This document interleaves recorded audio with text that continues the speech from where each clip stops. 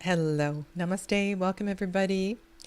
Today is just for fun, and this is an idea that I wanted to share with you because I have been going through all of my decks recently in preparation for the top tarot majors, and I thought that I would do top card backs because there are some really beautiful card backs out there. And I decided as well to make this a bit of a tag, and there are 10 prompts which I'm going to go through hopefully pretty quickly today. And if you would like to join in the fun, please be sure to use the tag fave card backs, and I will be sure to watch your video because I really do love the artwork on card backs. If you are new to my channel, my name is Sadhana and welcome. Hello. So let's get right into this, and I'll get the first prompt on the screen, and that is, what do you think about backs being reversible or not reversible? On the table here, I have Tarot of the She. On the left, in the center is the Thoth Journey Tarot, and on the right is it's a Japanese deck called Tarot of Japanese Poetry. None of these have reversible backs, and yet, honestly, it makes absolutely no difference to me. I appreciate the artwork, and if creating a duplicate mirror back is done for the sake of creating reversible and is at the detriment of the art, I would hate to see that. So for example, in the Tarot of Japanese Poetry, I would absolutely not want that to somehow be contorted, because it's an absolutely gorgeous tarot back. And I thought as well too, in response to this question, that sometimes, let me just do this so you don't see my big arm reaching across. I've got a lot of decks out on the table today. There may be a reason that a deck is non-reversible. And I find it kind of useful. So this is the Wee Moon Tarot. And on the bottom of the Wee Moon Tarot, it says Wee Moon Tarot at Mother Tongue Inc. 2022. This is part of another question I want to ask you about. But what the writing on this deck does is it allows me to quickly sort the deck into upright and not. And personally, this is a deck that I would not want to read cards upside down. And also the fact that sometimes this particular deck has horizontal cards as well too. So in a way, so it's not just the writing that can help sort, but the design on the back as well too. And if you remembered that the purple, the new moon, was on the top. And it's funny, in my perception, the full moon is at the top, not the new moon. So that's kind of interesting, the way that this was designed. Hi, Perry. Welcome. Okay. And like I said, this is just for fun. None of this is too serious. Here's a question. Does the back design need to match the theme of the deck? I know some of you have commented how much you really don't like a particular back because it's got nothing to do with the other side. And so I thought I would give you an example of a couple of decks where one back design certainly matches the theme of the deck and others not so much. So the one that's on the table, for sure, this is the Wee Moon Tarot. It's about feminine energy. The moon is an integral part of the art of the journal, of the whole belief system of this company. So for sure.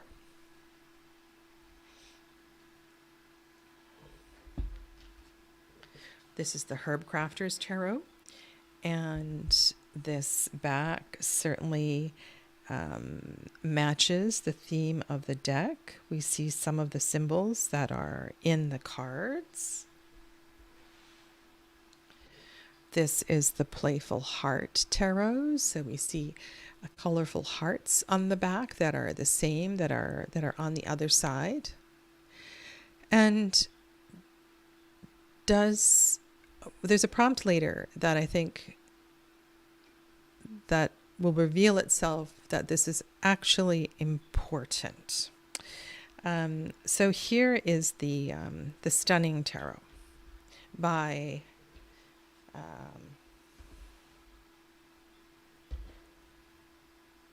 it's funny, I wish I knew her name. I should really write it down. Her name is not Yonasa Yos. Yonasa Yos is the first deck that she created.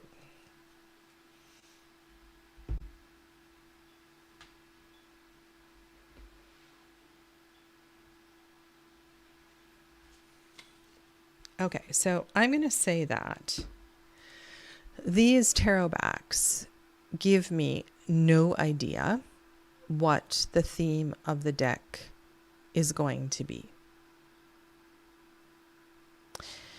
Does it matter? Are they pretty? If you are reading tarot and you have a bunch of decks with their backs faced up, and let's see. Actually, let's go right into the next question. I'll tell you what these decks are. This is I said this is the Stunning Tarot. This is the Morgan Greer, and this is the White Sage Tarot. So, how do you think card backs influence deck selection? Well, my question here is that if I have 3 decks or 5 decks on the table, and I often limit the number of decks that I will let a querent choose from if I'm doing a reading in person. I will have the decks out of the boxes and I will have them arranged on my cloth or on the table. Sometimes if they're here, they will be in my rack, and I will have, I might say something like the top row is available, or I will only have a limited number of decks that they can actually see, because I would never want too many decks for somebody to choose from. So let's play a game. Let's say that, let me zoom out just for a second here. Zoom out.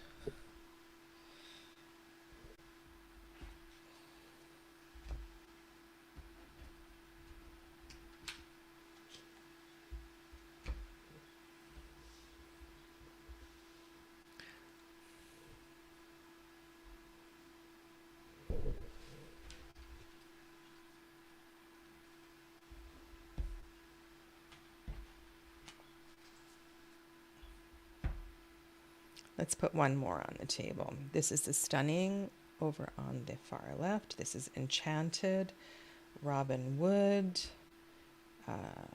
New Choice, and let's do this one.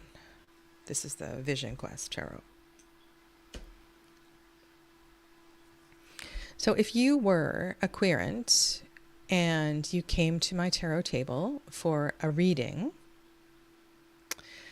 which deck would you choose and why? And I find this really interesting, especially if I'm at a market, and I usually take my acrylic stand with me and have it beside me, and I will have a row of decks and let people choose.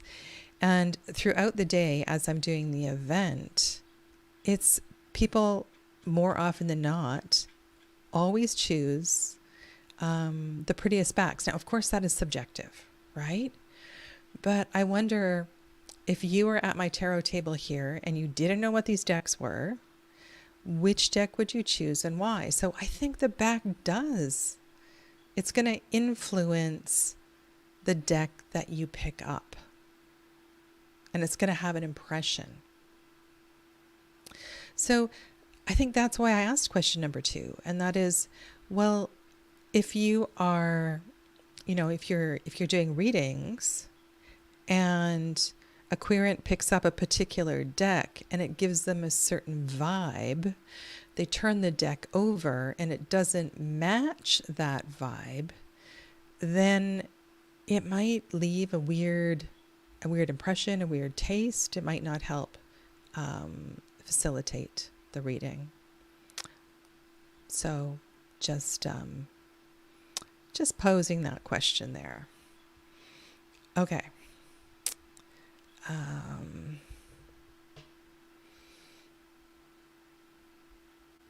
Yeah, right. First impressions are important. And I want to recognize that we all have different taste, but I think it's a worthwhile question. Okay, so now this is a really sort of funny question because I want to say that maybe I have. And I think that's kind of embarrassing to say. So some of you know the Alleyman Tarot. This is the Alleyman Tarot. Just let me get some of these decks out of the way here. I could have just put single cards on the table, but that might have been even more difficult cleaning up. Okay. So these are the 78 cards that I chose for my Alleyman Tarot, which had something like 250 cards. And in this deck, the creator sized all of the cards so they're the same size, right? So you can shuffle them easily, and went together and amassed all of these and created a deck from all these different artists. Now, most of the cards are actually tarot cards that have the same back that came on the tarot. Some of them are works of art that were created by the creator himself or other artists for this tarot deck. I'm just going to leaf through here just so you can get this idea of, wow, that's really beautiful. I might want to go and check out that deck or not. So when you have something like this, it's like it kind of piques your interest. So in my journey with the Alleyman, there were about 5 decks that I purchased, mostly because of the card on the other side, not because of the back. But I certainly was intrigued, and it definitely influenced the purchase. So this is one that I certainly considered. I really liked the back on this. This is the little Buddha tarot. It's still available.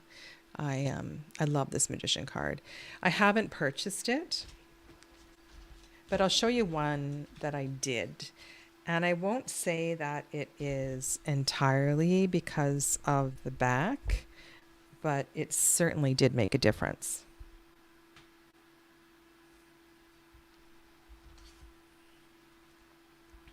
And it was the Vendour deck. There was something about this back that really intrigued me. It really intrigued me.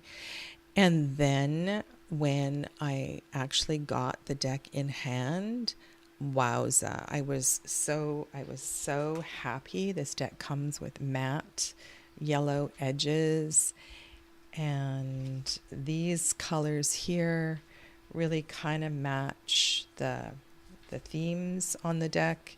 I don't know, I was so happy with my purchase. So I wonder if you have ever purchased a deck just for the gorgeous artwork on the back.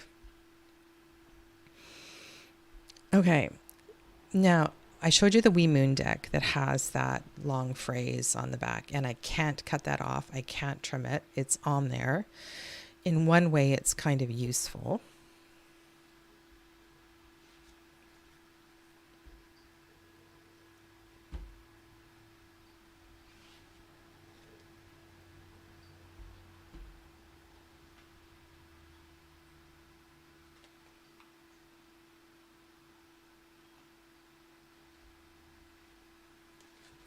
I had this idea that maybe it was possible you could pay the company to not put the copyright on the deck.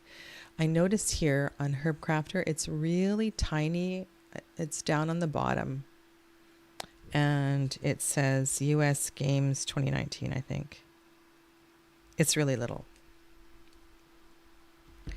I'm pretty sure that this is the sun and moon. This is the crystal tarot. For sure on the sun and moon, when I trimmed it, then I got rid of that ugly writing that was on the borders. And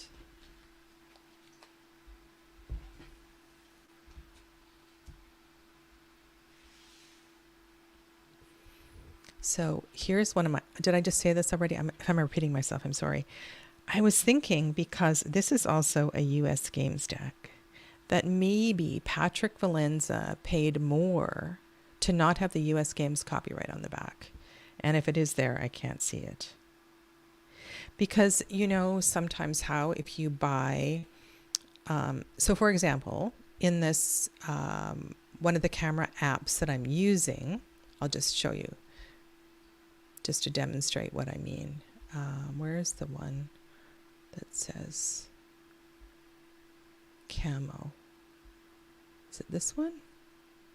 Yeah. So if I click here, then I get the logo for the company of this particular app.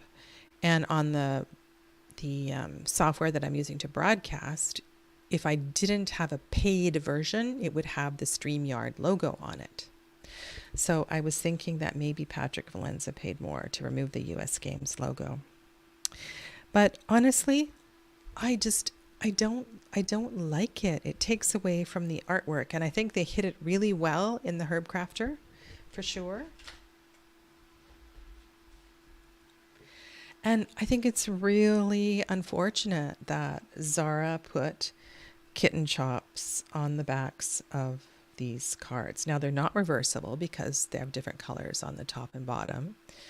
And I understand the right of wanting to claim your art, but it's just a personal thing. I would rather not have the copyright on the back. However, it's not going to not make me purchase a deck unless it was, you know, blaringly large on the back. Yeah, and they bother you too, hey Perry. Copyright images and yeah, they get in the way. They certainly do get in the way. All right, let's go to number 6. Can card backs be overcomplicated? Oh my God, yes, they can. So there's a few decks where and I just realized I forgot to bring a deck to the table. Oh my goodness. It's okay. Let me just get a couple.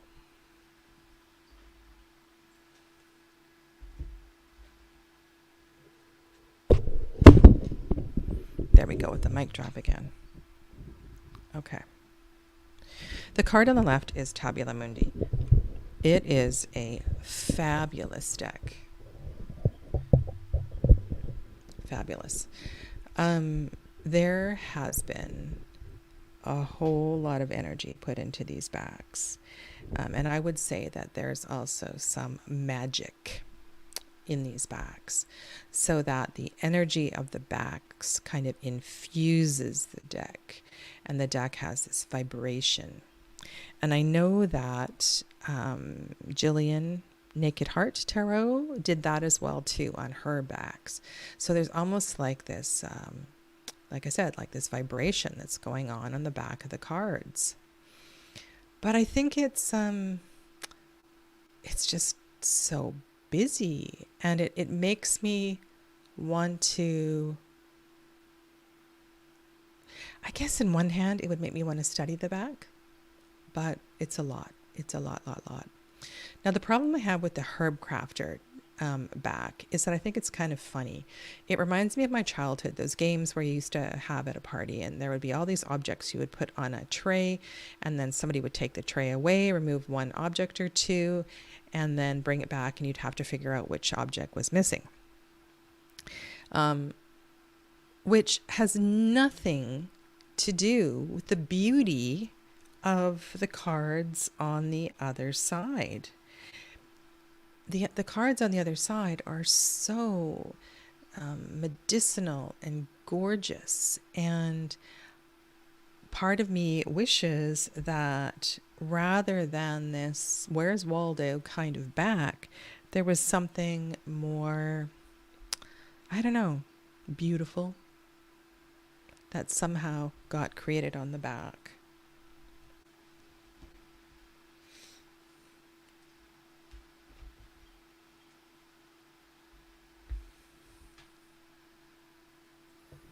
I've got some other, I do have a list here. Overly complicated decks. Number 6. Oh, yes. My current deep dive. This one.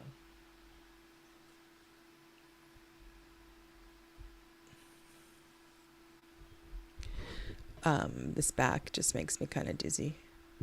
I guess it reflects the chaos of Frida Kahlo's life, but I think it's kind of a crazy tarot back. So is there a happy medium between decks that are very plain and simple? I mean, if you have any Tarot de Marseille on your table, you'll know that all of those cards, like, this was not a thing in the past. Card backs were very plain and simple and really beautiful. And I've used photographs of some of those for backgrounds for my thumbnails and things. And so, you could never use this as background art. I mean, you could put a like a filter on it, but yeah, it's really, really busy. Okay, number 7. And this is where I messed up. I didn't bring the deck to the table. So I have one deck, and it's the Secret Forest, Tarot of the Secret Forest. And on one side, you have the colored image of the cards. And then on the back, you have a black and white image of the same card.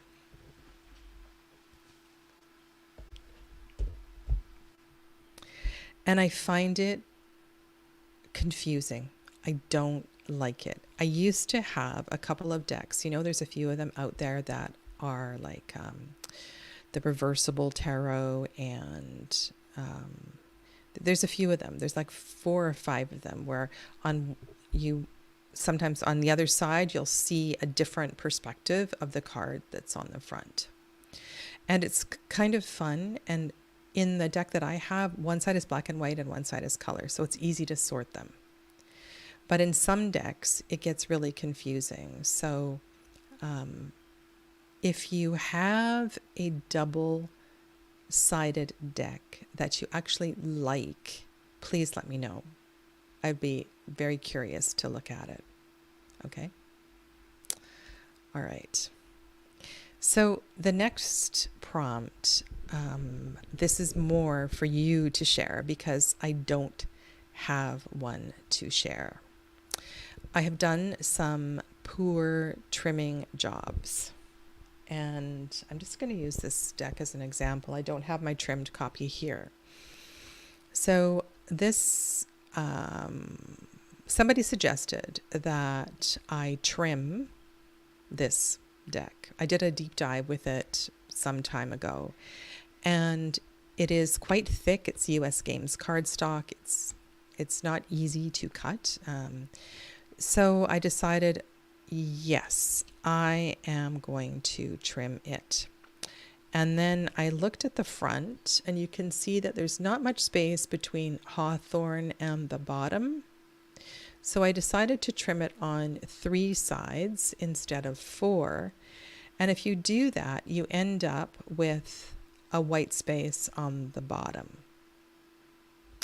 So this is my extra copy of this deck, if I can find a MacTac that I like, I'm probably going to recover the back because it just looks horrible. And I can't color it with a marker or anything. And so why I would do that is because when I have decks on the table, I like them to look pretty, and this one just looks like a hack job. So I'm probably going to do that. And of course, I will refer to Dawn Michelle Tarot, who is the expert at recovering decks, because that is quite a project.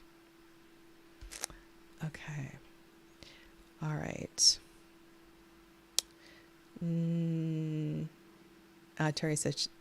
Perry said she'd missed the surprise. Yeah. I do have some oracle cards like that as well too. And it's a little, I don't know. I don't like it. All right. Number 9, second to last prompt. What is the most recognizable card back? And I guess that might be amongst tarot readers.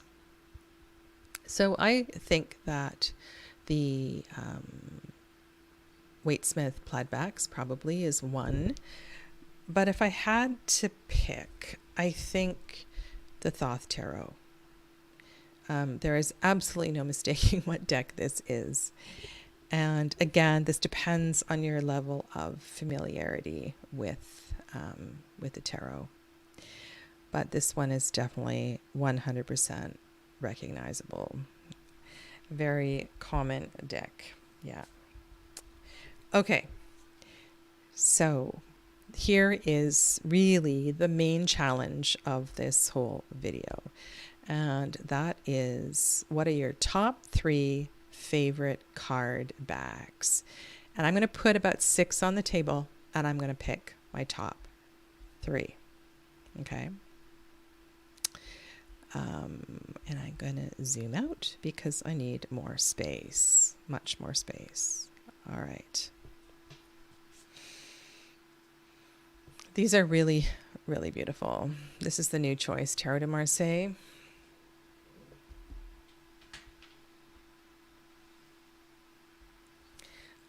This is my, it's a Rivso Tarot, Ben Gross. It's probably the most beautiful back on a Marseille deck that I have.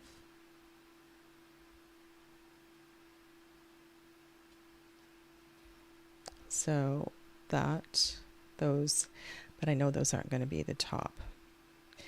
And I really do like the Celtic knots on the back of the Robin Wood. I mean, this is my first deck.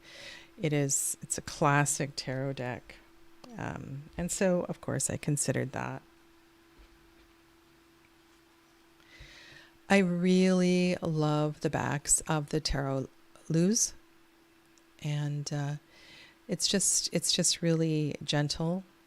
I don't really think it matches the deck because the deck is quite quirky, and this is just so beautiful.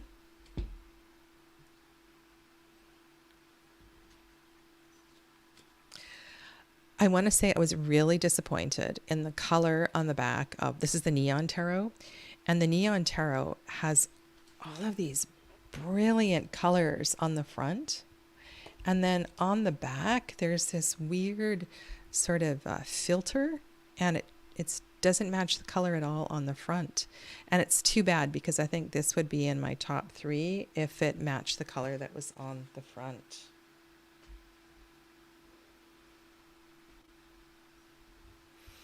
I love these backs of the Shadowscapes. This is one of my favorite. I did edge it in kind of a purple color, and it just totally matches the deck. Absolutely stunning backs. Okay. I haven't shown you this one yet. This deck I often, oh, look at it fanned as well too. These are just, and it shuffles. It's so beautiful when it shuffles. This is the chrysalis. This is the Chrysalis Tarot. It's just really, really pretty. And I love the saturation of the color. And this is definitely in my top 3. This is a deck that I don't use it as much as I used to, but I absolutely love these backs. And these backs sort of won out over the Enchanted Tarot, just because they have this little bit of shine to them. And, you know, this deck has never really gotten dirty. The amount that I've used it, that's really surprising. This is the Rosetta Tarot, and sometimes I'm really, I don't have this deck out very often, but there's something about the backs here, and this particular version of the deck, I have another copy of this deck, and it doesn't have this sheen to it. It's kind of matte, and there's something about this sheen and there's this three-dimensional nature to this backs. They're really, really pretty. Okay. I need to scan my table. I feel like I'm missing one.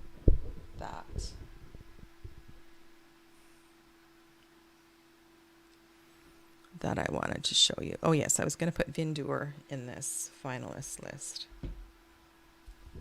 Okay. So my top 3 favorite card backs are the Chrysalis Tarot,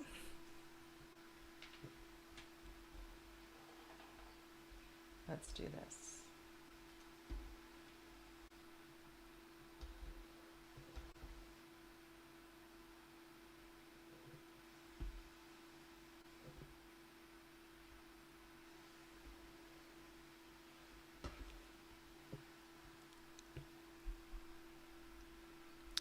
this one peeking here.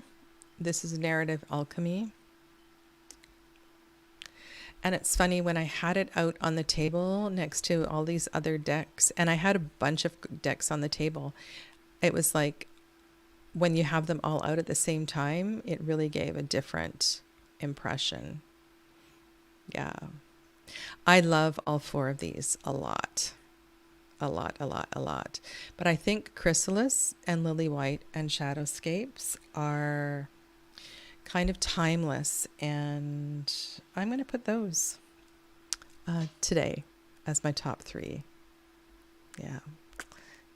So if you want to play along and share with me, either on Instagram or and my Instagram is linked below. So if you go down below the video, my link tree is there, and you can get to my Instagram if you can't find it through my link tree. And I would love to see what your favorite card backs are. And if you want to do a video and answer these prompts too, that'd be really special. Okay. Well, thank you. Thank you for joining me. And thank you, Perry, for your contribution to the conversation today. Take good care. I'll see you soon. Namaste.